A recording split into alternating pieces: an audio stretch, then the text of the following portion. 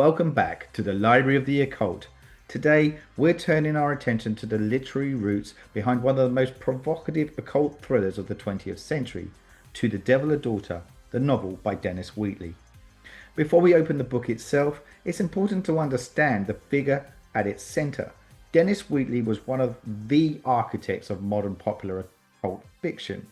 Born in 1897, he lived a remarkably varied life, working as a wine merchant, serving British intelligence during the Second World War, and eventually becoming a best-selling author whose novels blended espionage, adventure, and the supernatural. Wheatley wasn't dabbling casually in the occult. He researched demonology, ritual magic, and esoteric traditions with near academic intensity, consulting experts and historical sources to construct worlds that felt disturbingly plausible. That research became the backbone of his fiction and one of the reasons his stories resonated so strongly with readers. To the Devil a Daughter stands as a prime example of Wheatley's method. On the surface, it's a suspenseful tale of a young woman caught in the grip of a sinister occult conspiracy, but beneath the thriller framework lies a deeper meditation on faith, corruption, and the fragility of spiritual protection in the modern world. One of the novel's central concerns is possession, not just in the literal supernatural sense, but in the psychological sense of identity being shaped and controlled by external forces. Wheatley presents evil not as a distant abstraction, but as something organized, intelligent, and embedded within society. His antagonists are charismatic and persuasive, often cloaked in respectability. This is what makes the horror so effective. The threat doesn't come from grotesque monsters lurking in shadows. It comes from human figures who exploit belief, vulnerability, and trust. The novel also stages a powerful conflict between skepticism and belief. Wheatley suggests that modern rationality, for all its achievements, may have left society spiritually exposed.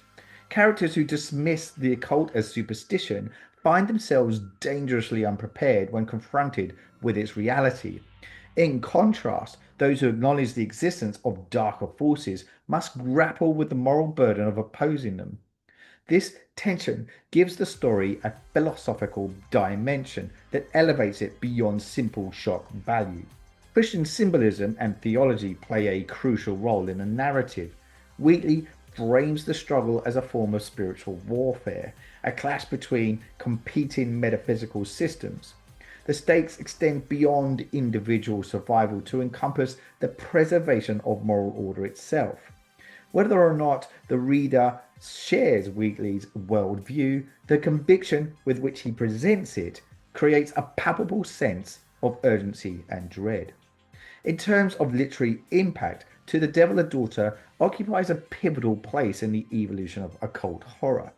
Long before the explosion of satanic themes in popular culture during the 1960s and 70s, Wheatley was already charting this territory. His work helped bring occult fiction into the mainstream, proving that stories centered on ritual magic and demonology could achieve wide commercial success while maintaining narrative sophistication. A key element of Wheatley's influence is his insistence on internal logic. The supernatural in his novels operates according to rules, hierarchies, and traditions. This systemized approach lends weight and credibility to the horror. Readers are invited to engage intellectually with the material, to consider the structure of the hidden world Wheatley proposes. In this way, he bridges the atmospheric dread of classic Gothic literature with the investigative drive of modern thrillers. Within the growing pantheon of the Library of the Occult, this novel represents a crucial transition point. Earlier Gothic works often situate their terror in distant times and exotic locations. Wheatley, by contrast, places his story in a recognizably contemporary setting. The implication is unsettling. The supernatural is not confined to crumbling castles of forgotten centuries. It exists alongside everyday life, concealed beneath the surface of modern society. What makes To the Devil a Daughter endure is its sincerity. Wheatley writes without irony. He treats the occult as an existential threat that demands serious engagement. This earnestness amplifies the novel's atmosphere.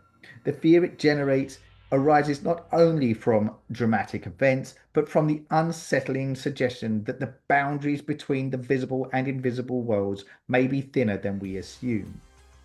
As we close this chapter in the Library of the Occult, this novel stands as both a product of its era and a forward-looking blueprint for modern occult fiction.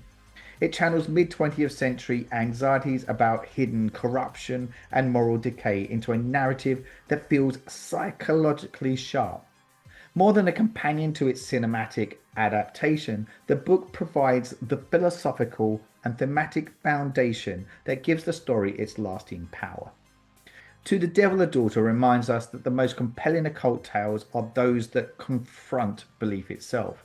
Stories that ask what we choose to accept about the unseen forces that might shape our lives, and in doing so, it secures its place as a cornerstone text within the Library of the Occult. I'm your host as always, Saul Muerte. Thanks for listening.